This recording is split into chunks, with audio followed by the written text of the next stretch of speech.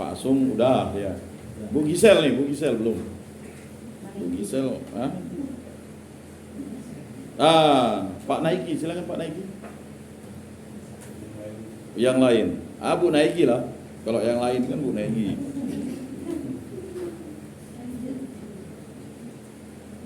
Bu Ransa mungkin? Ya kesaksian enggak apa-apa Bu.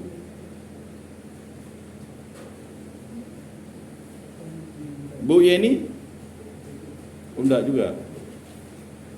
Bu Sigar udah pindah dari situ ke sana. Atau kita mulai dengan sekretaris lingkungan lah. Silakan. Pak Thomas nih pakai mic. Pakai suara dia, Bang. Enggak kedengaran. Ya, enggak. Di sini. Nah.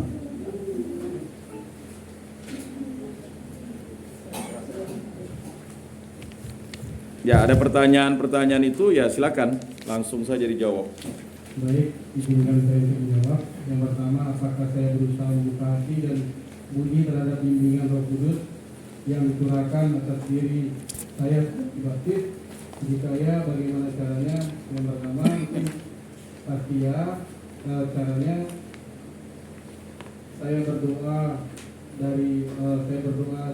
pagi hari mengucap syukur atas hari yang baru, dan sebelum tidur juga berdoa mengevaluasi apa yang saya kerjakan hari ini.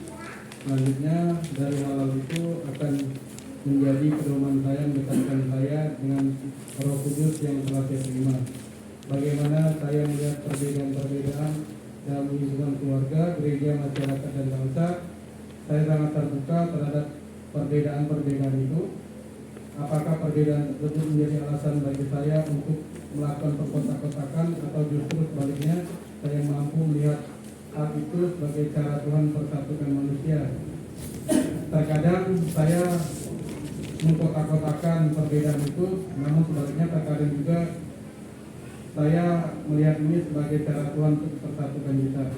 Tergantung dari sudut mana saya melihatnya. Kesulitan apa yang saya hadapi dalam menjalani persatuan dan persaudaraan sejati? Kemungkinan besar ataupun yang paling potensial, rasa egoisan. Saya yakin, atau kami yakin, atau kita yakin bahwa kita selalu benar dan yang lain ada di pihak yang berseberangan. Sekian dari saya. Baik, terima kasih. Lanjut mungkin Kakek Ambrus atau Pak Ambrus? Bisa. Silakan. Yang lain silakan, Bapak. Bu Sigar. Rajin. Loh, kok malah nunjuk orang? Oh, Pak Armadi mungkin udah megang mic. Oh.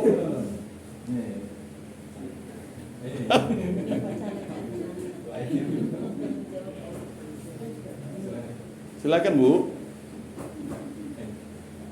Udah lama kita tidak dengar suara Ibu. Karena sudah jadi MC, mengasuh cucu. Kan MC. Boleh. Tidak pakai pertanyaan itu juga, itu hanya menuntun saja. Silakan kesaksian. Boleh. Selama hidup sampai saat ini selalu bersyukur. Ya. Apapun itu. Ya, Tuhan itu sungguh baik. Apa yang kita doakan, kalau saya ya ngalami apa yang saya minta, ya Tuhan kabulkan. Dan hidup ini penuh dengan anugerah, apapun itu, baik yang kita dengar langsung ataupun enggak, kita nikmati aja, enjoy aja. Yang lalu biar berlalu, yang akan datang kita hadapi gitulah. Dan sampai saat ini apa yang sudah kita kerjakan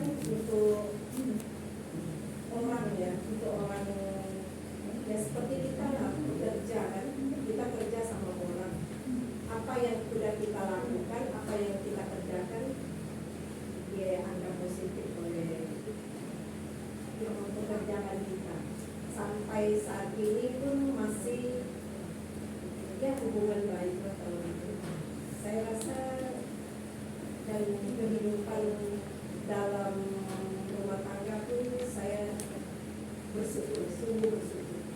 Selama dengan anak-anak, suami apa semua, saya orangnya keras, tapi dalam mendidik anak-anak saya rasa mungkin ya saya merasa saya berhasil, kami berhasil mendidik anak-anak dua. Jadi itu yang bisa saya terima. Baik, terima kasih Bu. Lanjut. Ya, silakan Pak Maigi. Udah lama tidak mendengar suaranya. Silakan Pak. Ini Paknya. Boleh kalau saya menceritakan perjalanan hidup istri teman yang Kak Tony juga Kak Sumi tahu. Memang saya dengan suaminya ini kebetulan sama suaminya apa kayak dari dulu. Nah, sekitar 2 minggu yang lalu ini memang menghantui berpikir terus sama istrinya, karena istrinya ini sekarang kalau istilah itu sekarang keluar dia pada posisi itu memang katanya sampai ya secara pribadi juga saya berdoakan. Yang ingin saya diskusikan ini karena begini, terakhir kalau tidak salah kan beliau sudah pakai mesin dan juga sudah diberikan opsi pilihan kalau dicabut ya meninggal, tapi pada saat sekarang itu masih bertahan.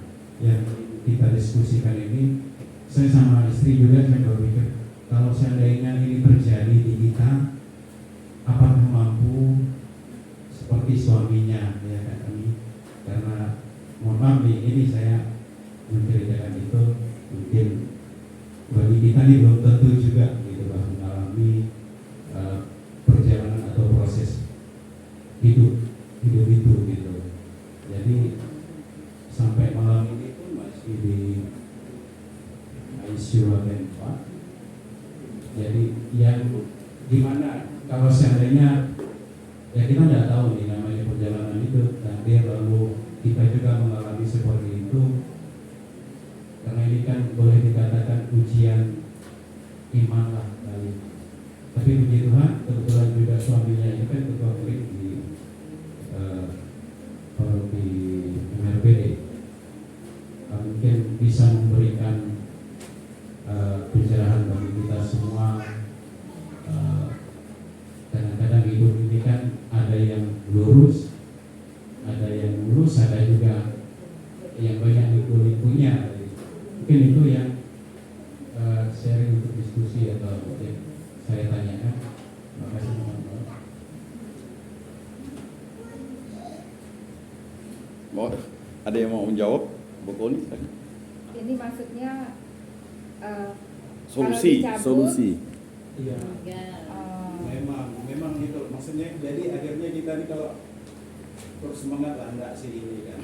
Cuma memang menghantui selama 2 minggu ini dengan saya karena dekat sama suaminya Kak Tony kan. Sampai di gereja kemarin nanya Kak Tony. Jadi kepikiran terus gitu Pak. Memang pada posisinya kita tuh kan ada istilahnya menunggu mujizat, tetapi itu terjadi dengan masing-masing kan begitu.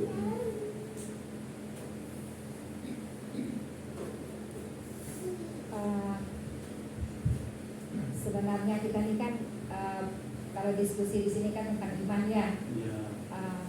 Tuhan mengajarkan kita untuk menerima, mensyukuri segala sesuatu yang terjadi dalam kehidupan kita. Nah, kalau dari kasusnya, istilahnya kalau kayak kasus Irma ini udah terminal namanya. Kalau dinilai ini kita bicaranya dulu dari ilmu dulu ya, dari bidang kesehatan. Ini dia udah koma, nilainya 1-1. Istilahnya kalau dicubit dia itu sudah tidak ada respon, membuka mata sudah tidak ada respon. Istilahnya rangsangan itu sudah tidak ada lagi. Jadi nilainya itu 3 sebenarnya. Kalau dari gerakan, dari rasa, ya dari respon kita terhadap lingkungan.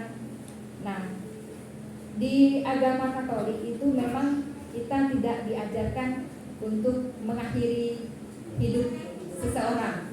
Nah, kalau pertimbangan secara finansial biasa memang dari pihak rumah sakit atau bidang ahli itu memberi opsi.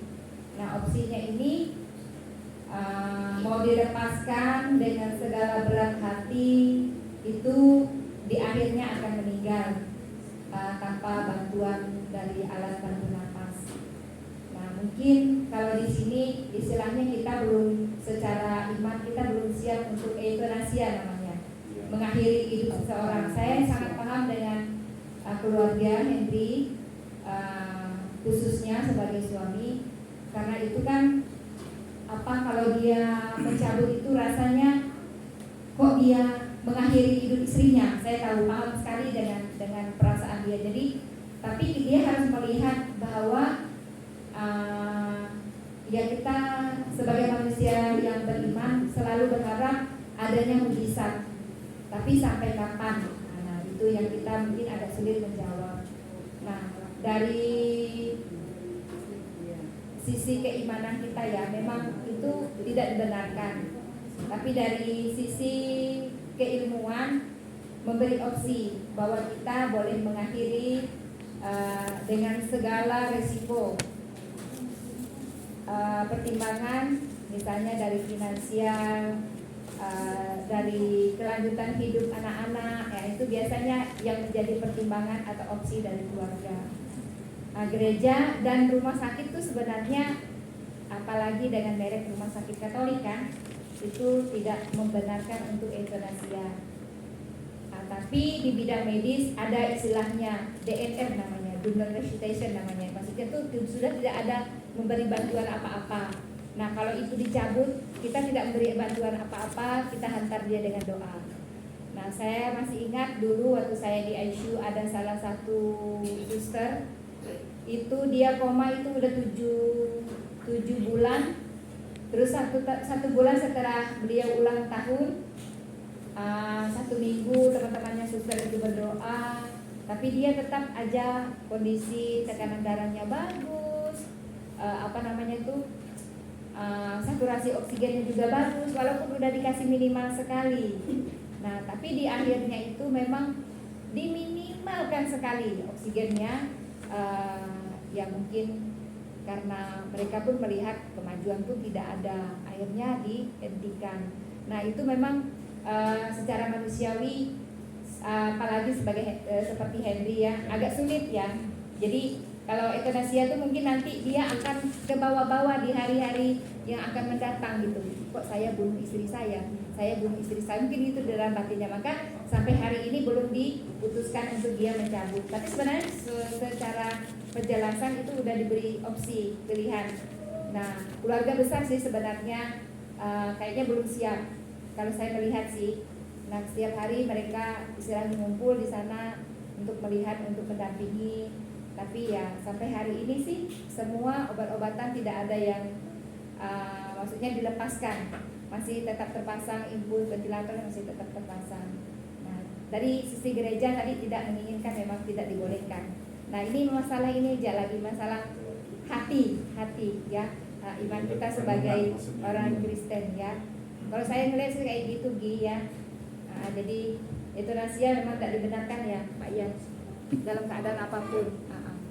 Cuma gini ya, maksud saya lemparkan itu tuh kan saking ini ya Pak Ian, kepikiran, kemudian ya kadang-kadang ya diskusi tadi ini kan kok sampai segitunya gitu ya. Artinya kan memang itu apa yang dikatakan Ibu Tony tadi juga Pak Ian kan, suatu saat kita sakit apapun ya ujian iman kita. Tapi kalau lewat dari batas mungkin ya tadi kita karena mungkin itu aja kasih. Ikhlas dan pasrah. Boy? Yang lain? Kalau ikhlas ada pasti. Baik. Kalau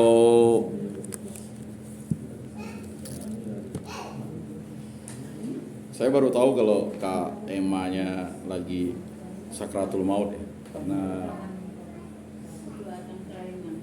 ya,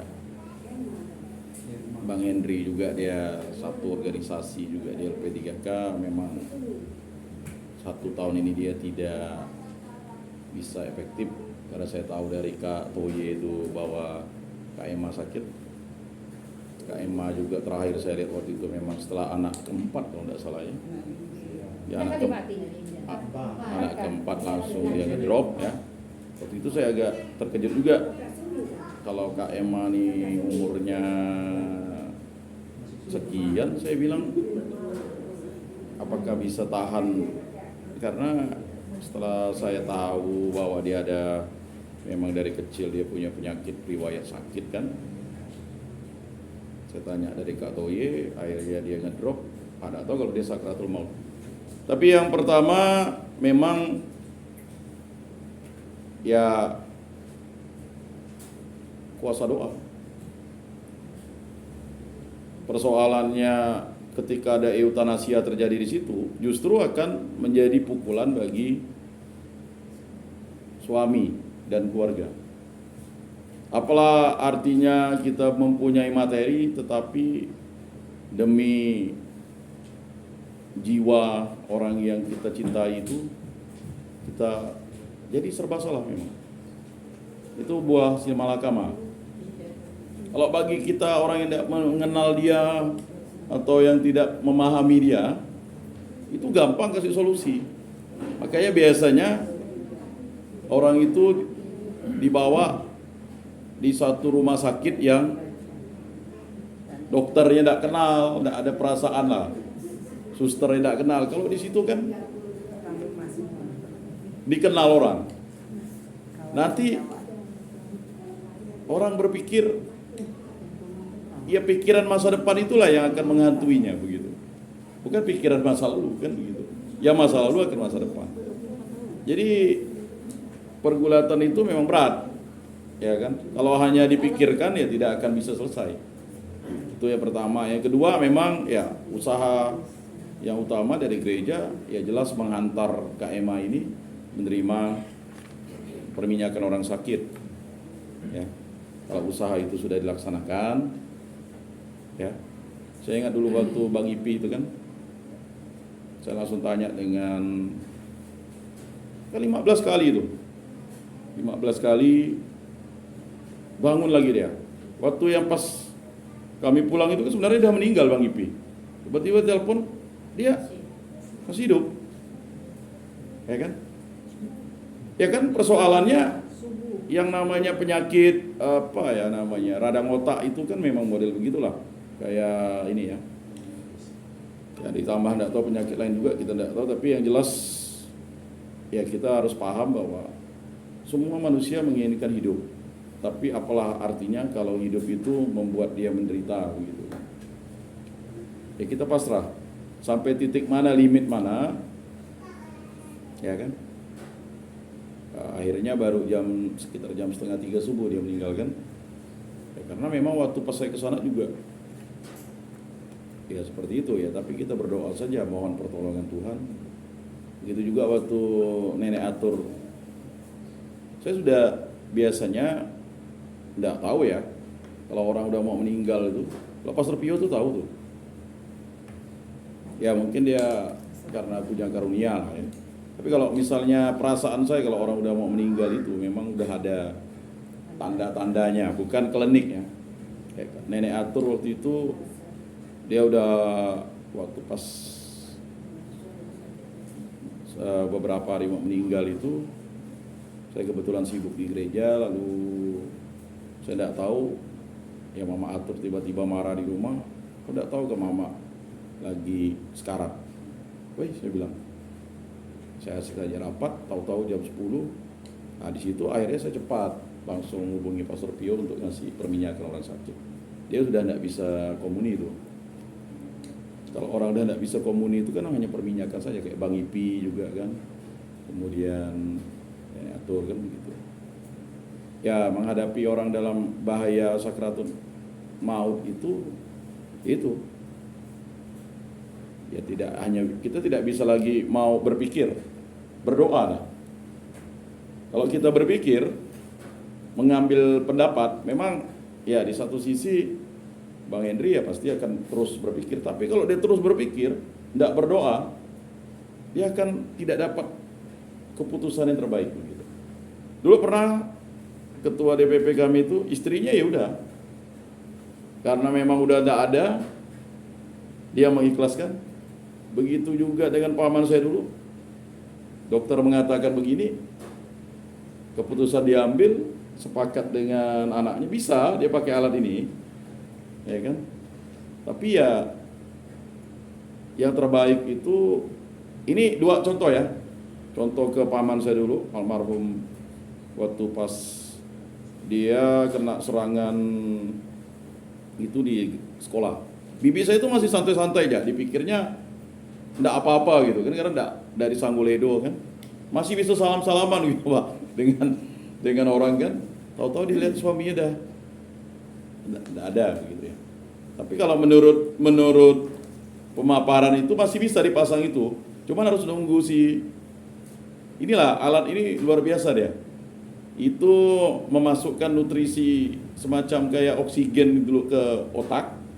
Tapi sebenarnya keadaan orang tuh udah enggak ada lagi begitu Bang. Bisa tuh. Bahkan kalau di Amerika pernah tuh orang koma sampai 20 tahun, habis itu dia kembali normal ya. Itu ada kejadian langka itu. Kalau di sana ditanggung asuransi lah kan. Jadi ini ya, denyut otaknya masih ada. Nah, cuman masalahnya itu tadi persoalannya kan ada kehidupan selanjutnya.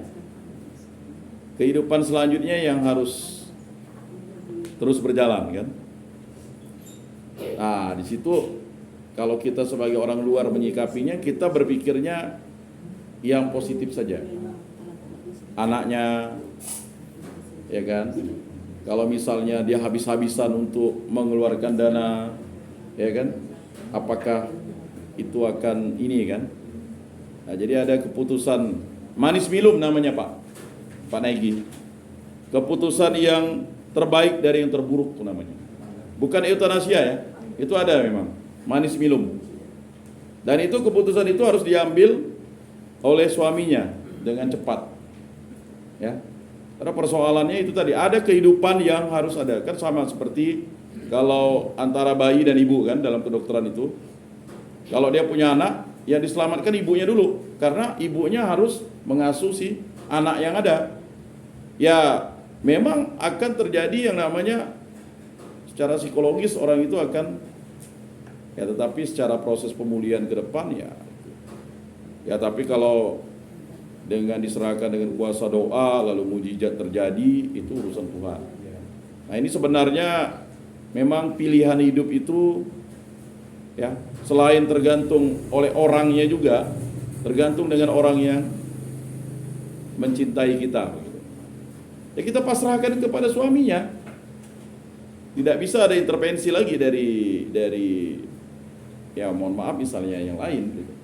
Kalau kita kan udah menjadi satu daging tuh. Jadi tanya suaminya gimana. Kalau suaminya masih bertahan, ya silakan.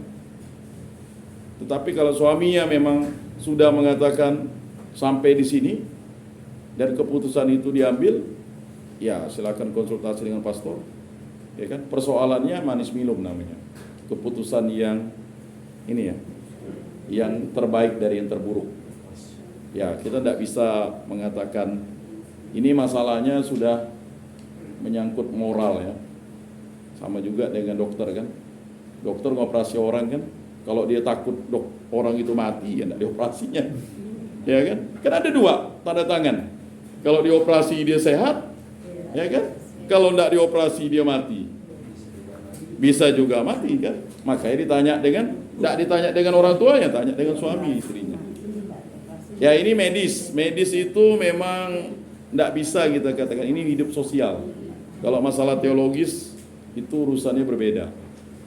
Ya, tetapi manis milum itu keputusan yang terburuk, keputusan yang terbaik dari yang terburuk. Itu sering memang di dalam kehidupan kita ya seperti itu. Nah, jadi itu mungkin jawabannya, tapi bukan ingin mengatakan melegasi euthanasia, karena euthanasia juga sesuatu. Sebenarnya euthanasia itu lebih pada orang ini sudah minum obat bertahun-tahun, lalu dia dengan sadar, dia sendiri, bukan orang lain nih, dia sendiri. Nah, dia sendiri menyatakan itu terjadi di Australia atau di mana gitu. Karena udah tidak ada yang ngerawatnya lagi. Biasa umurnya udah 80 gitu. Ya kan? Nah, gereja tidak pernah mengizinkan euthanasia karena itu dari dia sendiri gitu. Soalannya itu berbeda moralnya. Sama seperti kalau orang itu tidak ada suami lalu dia hamil. Ya kan? Walaupun itu dia menggunakan injeksi misalnya, kan ada di Amerika tuh suntik.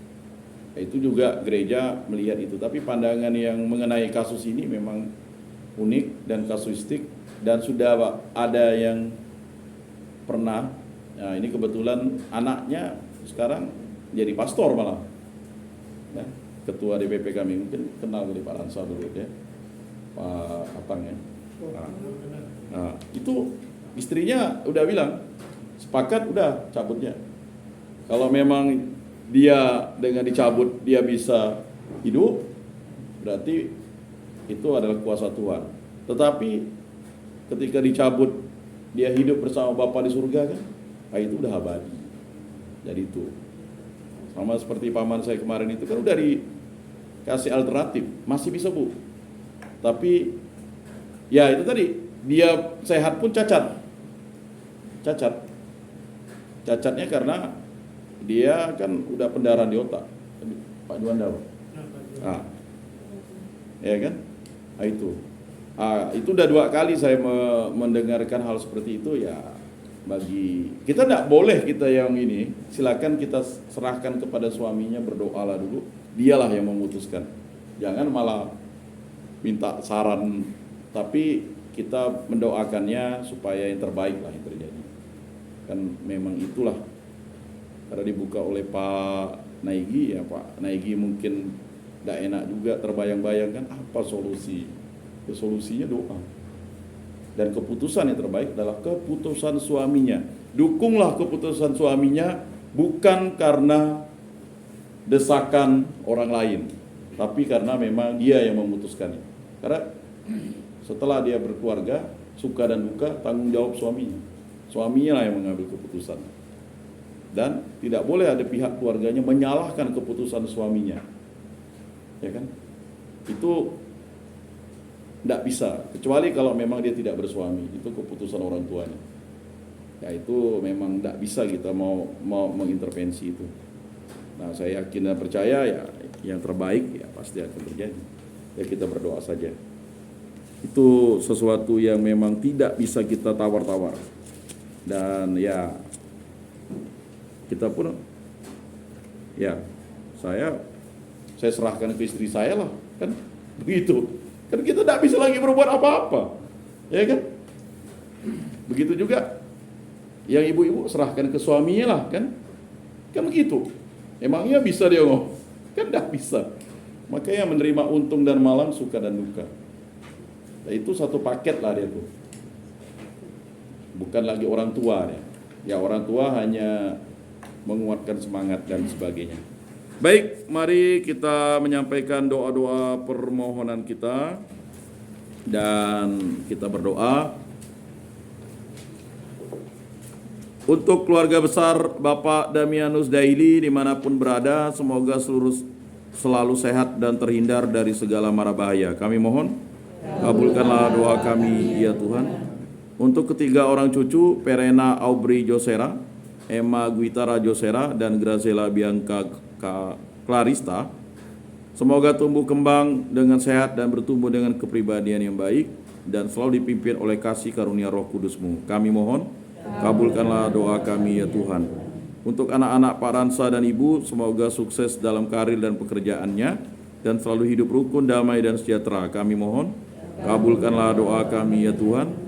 Untuk keluarga yang telah dipanggil oleh Tuhan yang Maha Kuasa, Bapak Herculanus Kunding yang telah berpulang 28 Agustus 2023 yang lalu.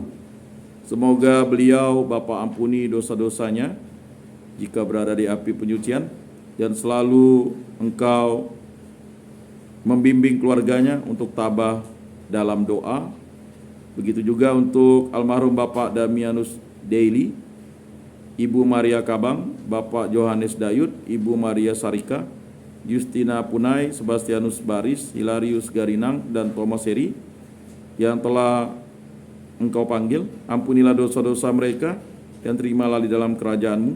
Dan jika mereka sudah berada di dalam kerajaan surga, doakanlah keluarga yang masih hidup di muka bumi ini agar setia kepada Kristus, dan begitu juga kami yang hidup di dalam dunia ini. Semoga diampuni segala dosa-dosanya dan diberikan tempat istirahat dalam rumah Bapa di surga. Kami mohon, kabulkanlah doa kami ya Tuhan. Kami berdoa khusus ya bagi Kak Emma yang sedang berada dalam sakratul maut. Ampunilah dosa-dosanya, dan Engkau tahu yang terbaik bagi beliau. Kesembuhan ilahi yang paling utama, mujizat-Mu yang terjadi, dan kuatkanlah suaminya, Bang Henry, agar dapat tabah dan penuh kesabaran dalam menghadapi segala hal yang akan dihadapi. Kami mohon, kabulkanlah doa kami ya Tuhan.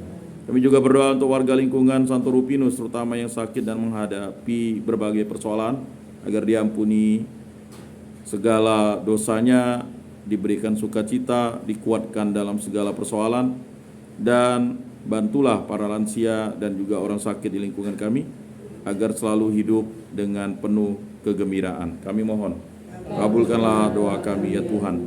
Mari kita sampaikan doa-doa permohonan kita dalam hati kita.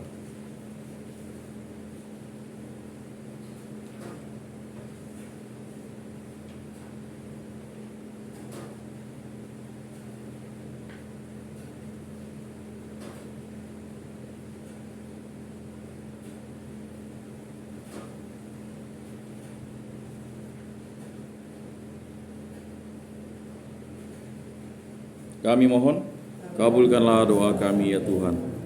Demikianlah doa-doa kami ya Allah Tritunggal yang Maha Kudus, kami sampaikan dalam hati kami, dan kami nyatakan ini agar Engkaulah yang selalu menjadi sumber dari segala sumber kegelisahan kami untuk menjawab semuanya. Semua doa ini kami serahkan perantaraan Tuhan kami Yesus Kristus yang hidup dan beraja kini dan sepanjang segala masa. Amin. Mari kita satukan semua doa kita dengan doa yang diajarkan oleh Yesus Kristus. Bapa kami yang ada di surga, dimuliakanlah nama-Mu, datanglah kerajaan-Mu, jadilah kehendak-Mu di atas bumi seperti di dalam surga.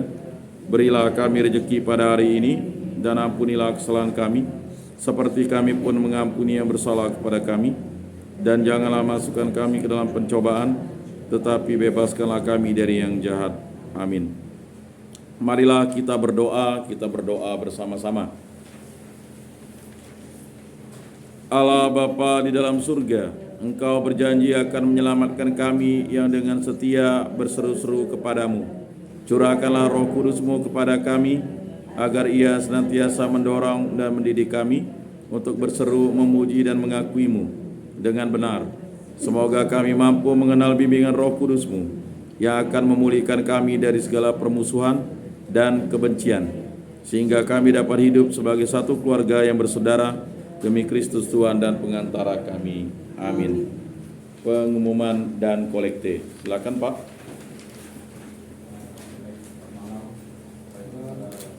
Selamat malam. Untuk akhir bulan ini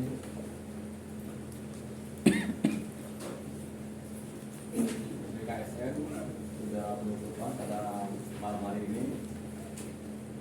Untuk selanjutnya bulan Oktober memasuki bulan Rosario. Bulan Rosario nanti akan diadakan juga seperti kegiatan BKSN ini. Rencananya mungkin 1 minggu 1 kali seperti tahun yang lalu, atau 2 minggu 1 kali nanti bisa kita sharingkan untuk sembahyang di rumah umat di lingkungan kita. Apakah maunya 1 minggu 1 kali setelah Rosario atau 2 minggu sekali?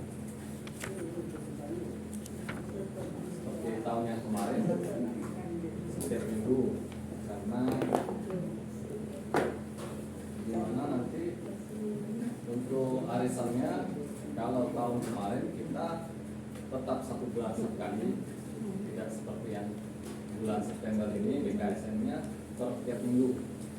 Jadi kalau saya pikir kalau setiap minggu 1 kali, artinya kita harus mengeluarkan biaya arisan sekian dari 20.000 yang kadang ada yang kelupaan, jadi agak untuk mengumpulkannya di 1 bulan lumayan berat. Jadi semacam itu. Jadi untuk Rosario bulan depan, bulan Oktober, di setiap rumah kemungkinan pertemuannya juga 4 kali ya Pak ya, atau setiap minggu. Itu Rosario. Kalau tahun kemarin kan memang setiap minggu. Tergantung kesepakatan ya. Kalau ada yang ya minimal seminggu sekali lah. Minimal ya. Kalau ada yang seminggu mau 2 kali silakan, kan siapa tahu ada yang. Tapi usulan saya arisannya sebulan sekali. Sebulan 1 kali.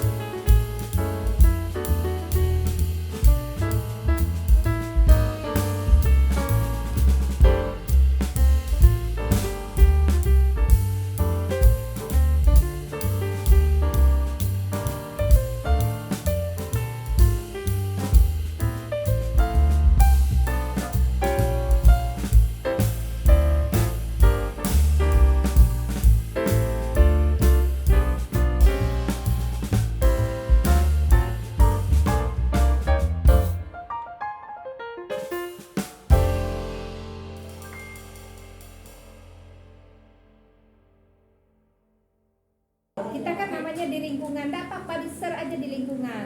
Itu tidak jadi masalah loh.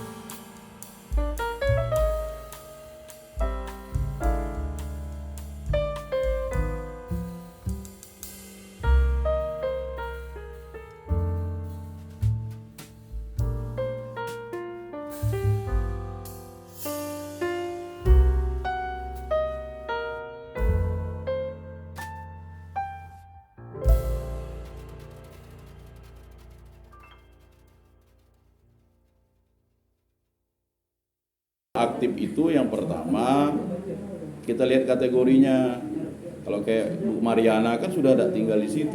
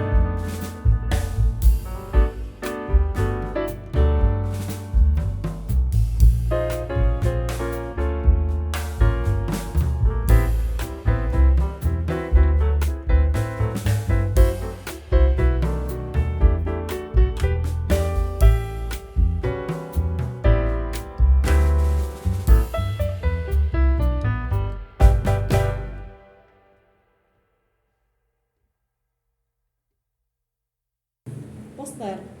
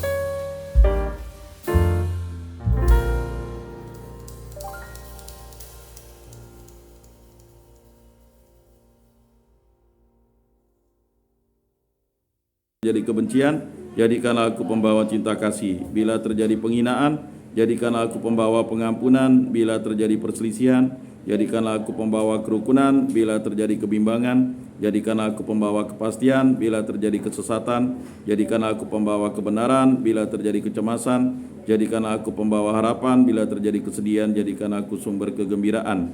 Bila terjadi kegelapan, jadikanlah aku pembawa terang. Tuhan, semoga aku lebih ingin menghibur daripada dihibur, memahami daripada dipahami, mencintai daripada dicintai. Sebab dengan memberi kami menerima, dengan mengampuni kami diampuni, dengan mati suci kami bangkit lagi untuk hidup selama-lamanya. Amin. Mari kita buka Mada Bakti, doa malam yang pertama.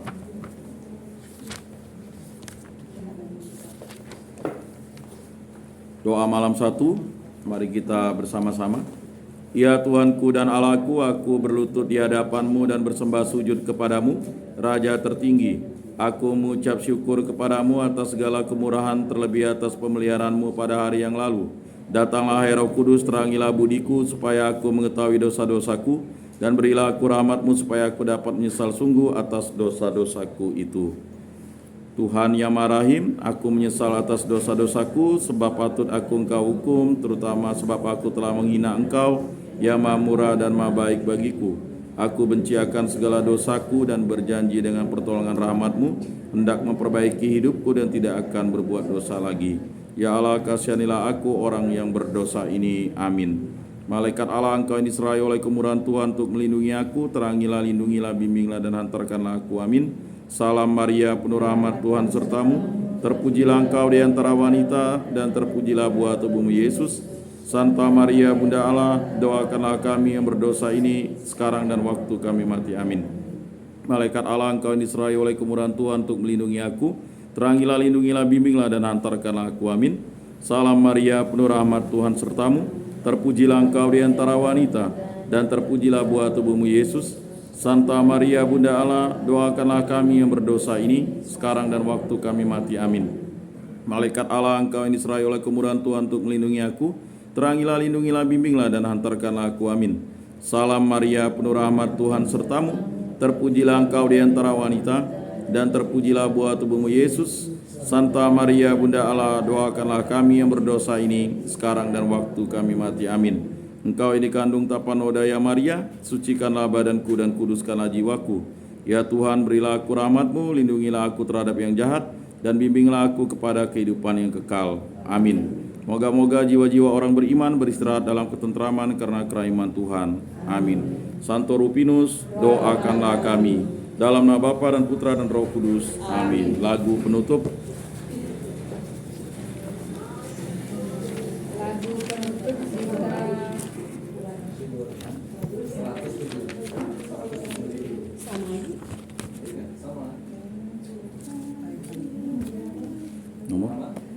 nomor 136. 136.